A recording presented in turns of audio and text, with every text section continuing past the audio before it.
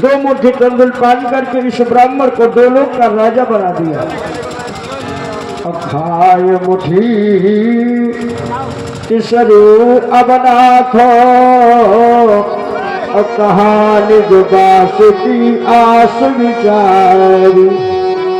ये बताओ जो 16,108 रानियां हैं ये निवास कहाँ करेंगी? आज कन्हैया ने कहा रुक्मिणी कि क्यों रस में विष घोल रही अच्छा बन देत नाई सुधार सभी। रुक्मिणी ने कहा प्रभु ये वही ब्राह्मण है कि आपके पूर्वज भृगु के हृदय के ऊपर इसने अपने चरण का प्रहार कर दिया था। कन्हैया ने कहा रुक्मिणी सत्य कह रही हो, क्योंकि इस ब्राह्मण ने ही हमारे पूर्वज भृगु के हृदय के ऊपर चरण का प्रहार कर दिया।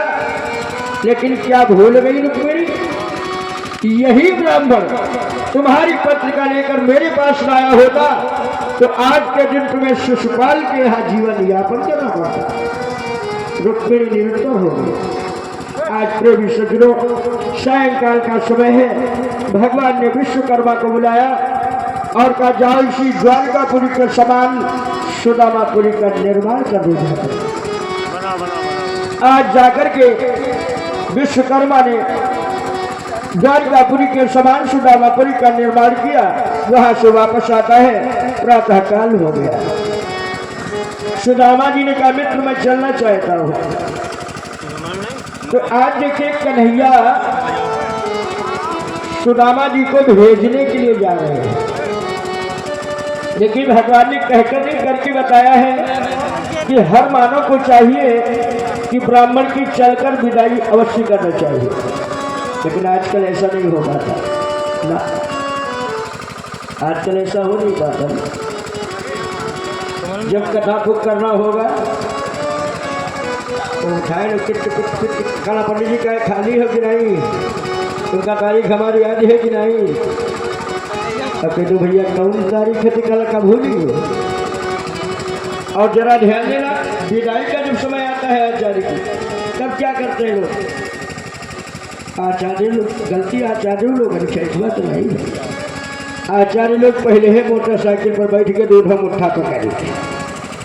अब कहना भैया राधे राधे, तो तुमसे पहले वो राधे राधे करे तैयार हो।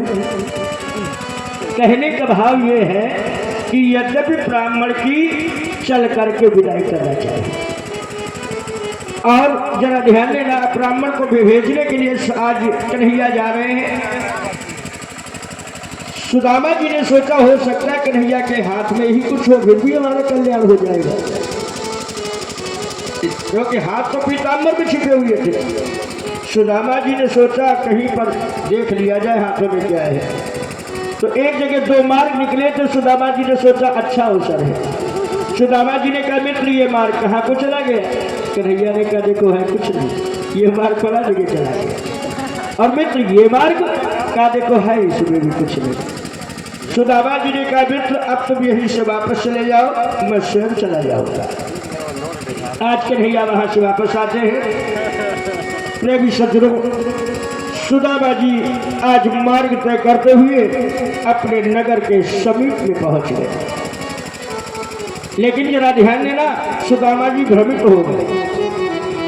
सुदामा जी ने मन में विचार किया कि शायद मैं मार्ग भूल गया और पुनः द्वारिकापुरी में आ गया। लेकिन जिस समय नगर के बाहर निकले तो वही बृहद प्राचीन पुराने मंदिर दिखाई दिए। सोचा ये तो हमारा ही नगर है। एक दासी ने देखा सुदामा जी को तो सुशीला से कहा कि ब्राह्मण देवता का आगमन हो चुका है। सुशीला ने कहा बहन जाओ मेरे स्वामी को लेकर के आ। आज वैसे यहाँ पर और भी दर्शाया गया कि यहीं पर एक मेरी टूटी सी मड़ैया पड़ी थी, नाना प्रकार का कृत्य बताया गया। तो प्रेमी सज्जनों आज वो दासी आकर के सुदामा जी से कहा ब्राह्मण देवता आपको सुशीला ने याद किया है। सुदामा जी ने सोचा कि शायद हम किसी गलत मार्ग में आ गए। तो सुदामा जी हाथ जोड़ने लगे उन्हें तो झोपड़ी याद थी ना। सुदामा जी हाथ जोड़ने लगे और कहा, दासी सुनो, कि जाओ ए दासी जाओ, जाओ ए दासी जाओ, न ढावो सितमो, कभी तेरा कहना माने हम, तेरा कहना मानेंगे हम। जाओ जी दासी जाओ, जाओ जी दासी जाओ, चलो ना हम कभी तेरा कहना मानेंगे हम।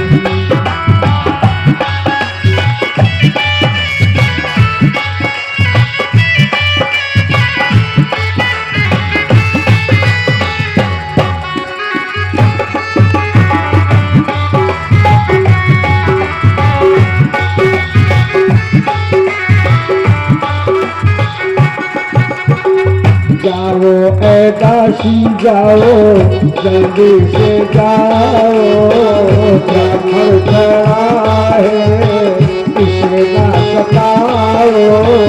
जाओ ए दासी जाओ, जल्दी से जाओ, ब्राह्मण खड़ा है इसे ना सताओ।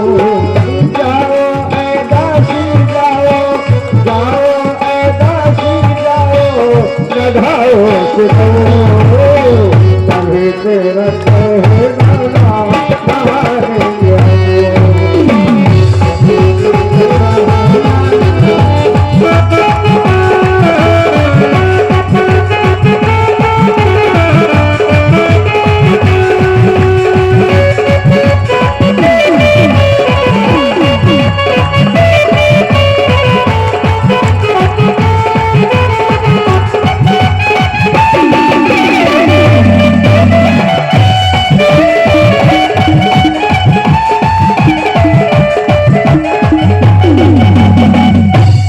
सुदामा जी को प्रभु की माया के द्वारा ज्ञान प्राप्त हुआ। सुदामा जी चल करके महल के पास पहुंचे। आज सुशीला सखियों को साथ में लेकर के अपने पति की आरती उतारती है कि गाओ गाओ है सखी, गाओ गाओ है सखी, प्रियतमा की आरती गाओ। सखी प्रियतम की आरती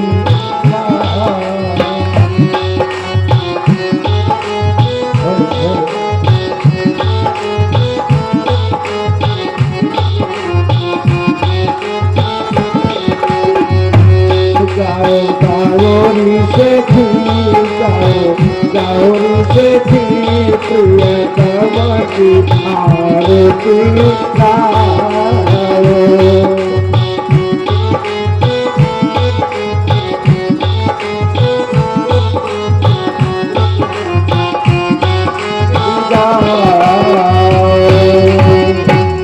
सुदामा जी महल में प्रवेश होते हैं। प्रेम से बोलिए कृष्ण भगवान की। इसी के पश्चात निवाड़ी को प्रणाम दे रहे हैं। हाँ देने, बच्चा कोई खड़ा नहीं होगा, सभी जगह पर बैठ करके ही लेंगे। प्रेम से बोलो गुरुदेव भगवान की जय हो। और इसी के पश्चात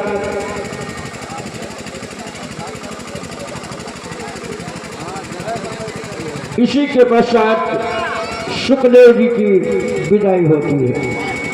हाँ ध्यान देंगे। तो परीक्षित जी थोड़ा खड़े हो जाए। चलो दोनों लोग खड़े हो जाए। अंकित ऐसी है ये